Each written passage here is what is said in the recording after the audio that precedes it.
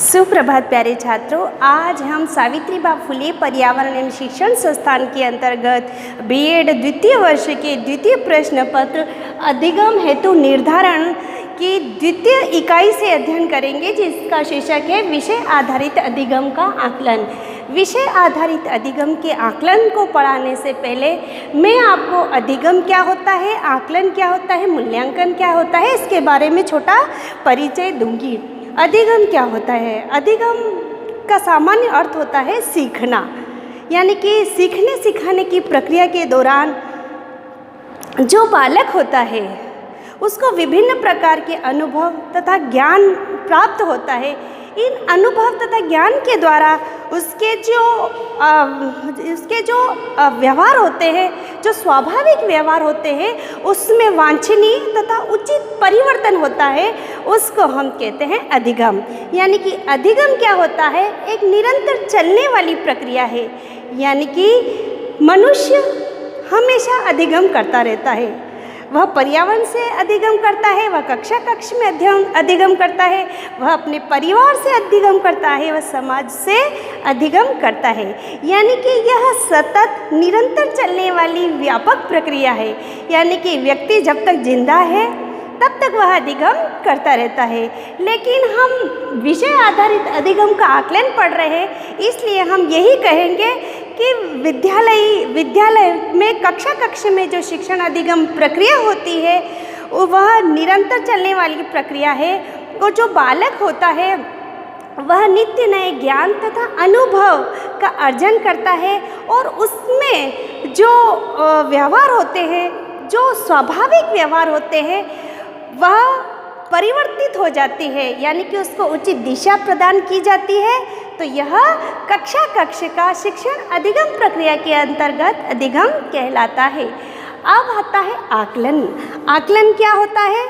आकलन वह प्रक्रिया है जिसमें विभिन्न माध्यमों से सूचनाओं को एकत्रित किया जाता है, यानी कि विभिन्न माध्यमों से सूचनाओं को एकत्रित करके उस पर विचार विमर्श किया जाता है। और विचार विमर्श के द्वारा यह हम कह सकते हैं कि जो बच्चा है वह कितना जानता है, यानी कि शिक्षा से के संबंध जो उसने अधिगम किया है वह क्या जानता है, विषय वस्तु के संबंध में क्या जानता है, समझता है, तथा जो शैक्षिक अनुभव से प्राप्त ज्ञान है उसको वह परिणामों के रूप में व्यक्त कर सकता है। तो आकलन का क्या अर्थ हुआ कि आकलन के द्वारा विभिन्न सूचनाओं को एकत्रित किया जाता है, उस पर विचार विमर्श किया जाता है, तथा इसके द्वारा हम यह समझा सकते हैं कि जो बच्चे ने शिक्षण अधिगम प्रक्रिया के माध्यम से जो शैक्षिक अनुभव प्राप्त किए हैं उसके विषय में बच्चा क्या जानता है, क्या समझता है, तथा जो ज्ञान है उसका वह परिणामों के रूप में व्यक्त कर सकता है, यानी कि ये अधिगम में वृद्धि करता है। आकलन के द्वारा छात्र की अधिगम वृद्धि होती है। तो यह आकलन है, इसलिए इसको ऐसा भी कह सकते हैं कि आकलन एक सतत प्रक्रिया है। आकलन क्या है? आकलन एक सतत निरंतर चलने वाली प्रक्रिया है जिसके माध्यम से डाटा को इकट्ठा किया जाता है, और इस डाटा को इकट्ठा करने के बाद इसका प्रयोग जो प्रक्रिया है उसको प्रभावी बनाने के लिए या प्रभाविकता के रूप में किया जाता है, या इस प्रक्रिया में जो प्रभाव कुछ दोष है उसके निवारण के लिए आकलन का प्रयोग किया जाता है। आकलन को एक सुधारात्मक प्रक्रिया भी कह सकते हैं, क्योंकि इसमें निर्देशनात्मक सुधार होता है। इसके अलावा निदानात्मक इनपुट प्राप्त किया जाता है, इसलिए आकलन को क्या कहा जाता है? इसको एक सुधारात्मक प्रक्रिया भी हम कह सकते हैं। बहुत से लोग आकलन और मूल्यांकन में कंफ्यूज रहते हैं। तो जो मूल्यांकन होता है वह आकलन से भिन्न प्रक्रिया है, यानी कि किसी प्रक्रिया का जो मूल्यांकन किया जाता है वह प्रक्रिया के अंत में किया जाता है, यानी कि कुछ निश्चित मानदंड होते हैं, उसके आधार पर उस प्रक्रिया का मूल्यांकन किया जाता है कि जो प्रक्रिया है उसके पूर्व कुछ उद्देश्य होंगे, पूर्व निर्धारित निश्चित उद्देश्य होंगे जो मानक होंगे, तो वह प्रक्रिया उस मानक तक कहाँ तक खरी उतरी है, तो इस चीज़ का पता हम मूल्यांकन के द्वारा लगाते हैं। मूल्यांकन का मतलब यही हुआ कि किसी प्रक्रिया का मूल्य निर्धारण करना, यानी कि मूल्यों को निर्धारण करने वाली प्रक्रिया, यानी कि एक प्रक्रिया का जब मूल्य निर्धारण किया जाता है तो वह प्रक्रिया मूल्यांकन बन जाती है। मूल्यांकन किसी प्रक्रिया के अंत में किया जाने वाला कार्य है। और आकलन क्या है? आकलन एक सतत प्रक्रिया के रूप में जाना जाता है। उस प्रक्रिया में विभिन्न प्रक्रिया के अंतर्गत ही विभिन्न माध्यमों से सूचनाएं प्राप्त की जाती हैं। सूचनाएं प्राप्त करके उस पर विचार विमर्श किया जाता है।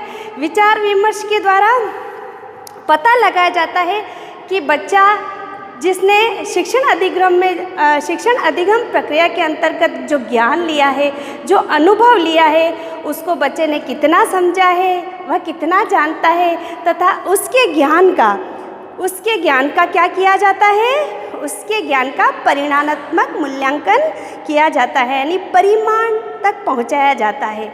और इसको एक सुधारात्मक प्रक्रिया कहते हैं कि इसमें जो निर्देशन संबंधी या निदानात्मक संबंधी जो इनपुट प्राप्त होते हैं वह कहाँ तक उस बच्चे ने प्राप्त किए है और उसको क्या निर्देशन दिया जाना चाहिए, उसमें क्या सुधार किया जाना चाहिए।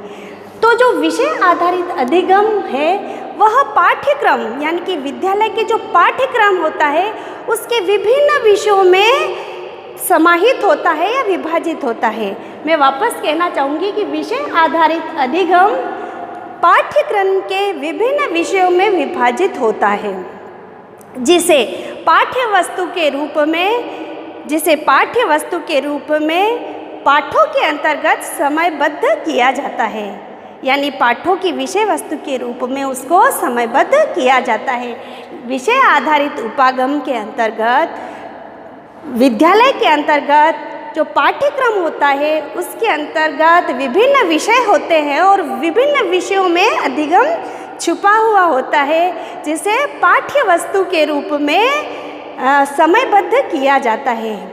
लेकिन जो भाषा होती है, जो साक्षरता होती है, उसको अलग विषय के रूप में रखा जाता है।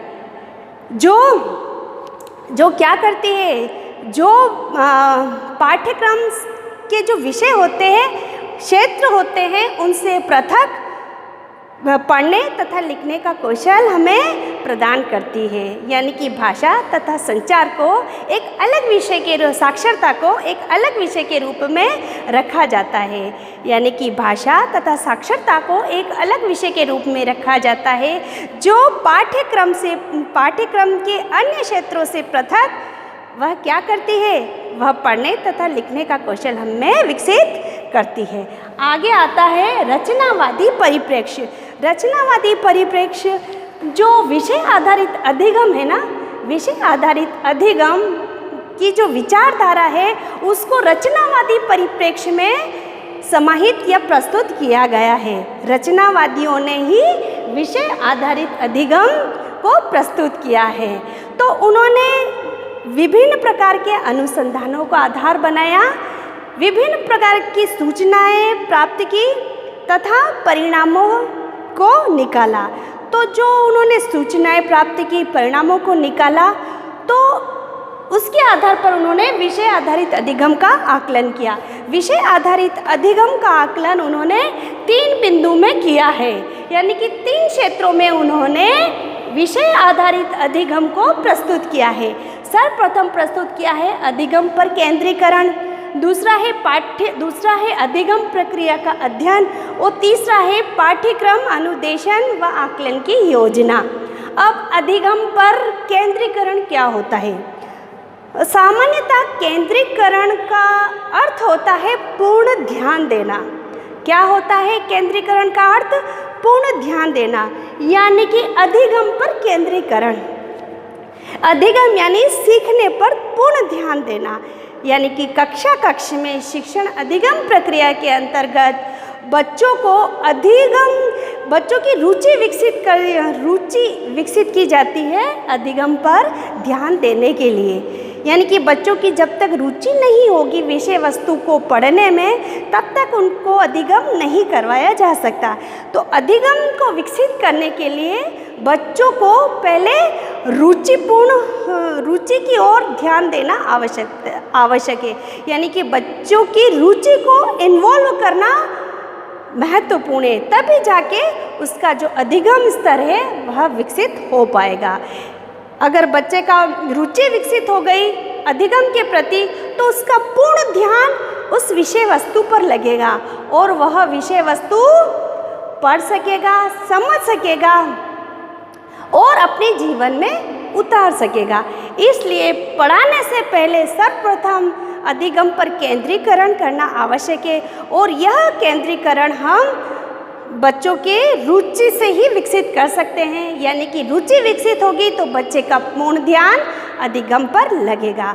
बच्चों को रुचि उत्पन्न कराने के लिए जो अध्यापक विषय वस्तु पढ़ा रहा है या जो शिक्षक या शिक्षिका विषय वस्तु पढ़ा रही है शिक्षण अधिगम प्रक्रिया के अंतर्गत, तो जो प्रकरण दिया गया है तो उसके लिए बच्चों में वह भाव पैदा करना होगा कि बच्चों या छात्रों, यह जो विषय वस्तु मैं पढ़ाने जा रही हूँ या जो विषय वस्तु मैं पढ़ाने जा रहा हूँ, यह आपके जीवन में बहुत उपयोगी होने वाली है। यानी कि इसका महत्व आपके जीवन में बहुत ही अधिक है। अगर शिक्षक या शिक्षिका उनको जो प्रकरण पढ़ाने जा रहे हैं उसके बारे में अवगत कराएंगे और उनको दैनिक जीवन से जोड़ेंगे, तो बच्चों में उस विषय वस्तु के प्रति अधिगम करने की क्षमता पैदा हो जाएगी और वह शिक्षक द्वारा पढ़ाई जाने वाली विषय वस्तु रूपी सामग्री को ध्यान से देखेंगे, ध्यान से सुनेंगे। इसलिए उनका पूर्ण ध्यान विषय वस्तु के प्रति आकर्षित करने के लिए अधिगम पर केंद्रीकरण करना आवश्यक है और अधिगम पर केंद्रीकरण तभी होगा जब बच्चों को उसकी उपयोगिता, विषय वस्तु की उपयोगिता तथा महत्व को बताया जाएगा। आपको पता है कि शिक्षा जो है वह एक त्रिध्रुवीय प्रक्रिया है। यानी कि शिक्षा क्या है? शिक्षा दार्शनिकों के अनुसार छात्र, शिक्षक, वापस लिखती हूँ, छात्र, शिक्षक तथा पाठ्यक्रम। छात्र, शिक्षक और पाठ्यक्रम, ये किसने कहा है? यह विभिन्न दर्शन शास्त्रीय अध्ययन के अनुसार जो शिक्षा है वह त्रिध्रुवीय प्रक्रिया है। इस त्रिध्रुवीय प्रक्रिया में सबसे महत्वपूर्ण इकाई होती है छात्र, फिर होता है पाठ्यक्रम और फिर उस स्थान आता है शिक्षक। यानी कि ये तीनों जो है ये आपस में अंतर संबंधित है। इसमें एक भी वस्तु को जब लैप्स कर दिया जाए तो दो चीज़ का कोई भी महत्व नहीं रहता। इसलिए ये तीनों अंतर संबंधित है और तीनों का शिक्षण अधिगम प्रक्रिया में होना ज़रूरी है। जब शिक्षक छात्र को अधिगम करवाता है, यानी कि शिक्षण अधिगम की प्रक्रिया जब कक्षा में संपन्न होती है, तो जो शिक्षक है वह छात्र की रुचि, वह छात्र की योग्यता, अवबोध कौशल आदि, रुचि, शक्ति, विभिन्नता आदि को देखकर वह शिक्षण अधिगम प्रक्रिया संपन्न करवाता है। और जो बच्चे की जो स्वाभाविक जो व्यवहार होता है तो उसमें ज्ञान तथा अनुभव के माध्यम से उसका वांछनीय तथा उचित व्यवहार का परिवर्तन हो जाता है। यानी कि उसके व्यवहार में परिवर्तन हो जाता है। इसलिए जो शिक्षक जो पाठ्यक्रम पढ़ा रहा है वो पाठ्यक्रम भी बाल केंद्रित होना चाहिए, छात्र केंद्रित ही होना चाहिए। यानी कि वह पाठ्यक्रम छात्र के सर्वांगीण विकास में योगदान दे। इसलिए वह छात्र के व्यक्तित्व के विकास के लिए ही पाठ्यक्रम कक्षा में वह बच्चों के सामने प्रस्तुत करता है। और जब शिक्षक इसको प्रस्तुत कर रहा है, विषय वस्तु को प्रस्तुत कर रहा है, तो छात्र का अधिगम पर केंद्रीकरण होना अनिवार्य है। अगर छात्र अधिगम पर केंद्रीकरण नहीं करेगा, छात्र का पूर्ण ध्यान अधिगम पर नहीं होगा, तो जो कक्षा 40 मिनट की जो कक्षा कक्ष है वह व्यर्थ हो जाएगी, वह ज्ञानहीन हो जाएगी। इसलिए प्रत्येक शिक्षक का दायित्व है कि वह सर्वप्रथम बच्चों में रुचि जगाए, तत्पश्चात अधिगम या विषय वस्तु उसको पढ़ाए। और अधिगम पर केंद्रीकरण करने के लिए जो विषय वस्तु पढ़ाने जा रहे हैं, तो सभी बच्चों का पूर्ण ध्यान विषय वस्तु पर आकर्षित करने के लिए वह उन क्रियाओं को, उन गतिविधियों को बच्चों के जीवन से जोड़े, तथा वह जो विषय वस्तु पढ़ाने जा रहा है वह बच्चे के जीवन में बहुत उपयोगी होने वाली है, बहुत ज़रूरी है। यही करके उसको अधिगम करवाना चाहिए। आज यहीं तक, वापस मिलते हैं। धन्यवाद।